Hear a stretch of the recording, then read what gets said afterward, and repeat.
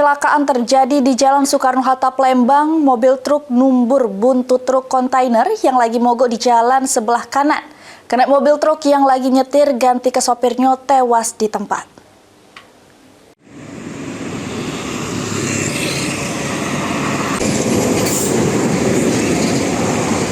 Truk ini ringsek bagian depan sesudah menumbur buntut mobil kontainer yang lagi mogok dari awan kemarin di Jalan Soekarno-Hatta, Palembang. Kejadian bermula pas truk pink melaju dari arah simpang Macan Lindungan nak ke arah simpang Palem. Pas di TKP tak bisa ngelak lagi karena mobil kontainer mogok di sebelah kanan jalan. Menurut polisi, dari saksi mata mobil truk pink tersebut juru keadaan ngebut, ditambah lagi tidak ada rambu-rambu yang nanduk ke truk kontainer lagi rusak. Kena mobil truk pink tewas di tempat karena pas kejadian korban nyetir ganti ke sopirnya.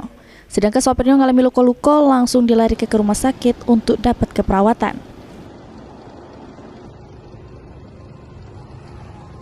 Ternyata yang kontainer ini dari jam 2 kemarin sudah mogok, tapi dia mogok di jalur kanan. Mogok di jalur kanan. Kebenaran tadi pagi mobil truk Isuzu warna pink ini melaju dari arah Musi 2 mengarah ke simpang Palem. Kita ada saksi yang mengatakan bahwa dengan kecepatan tinggi dia di jalur lajur kanan.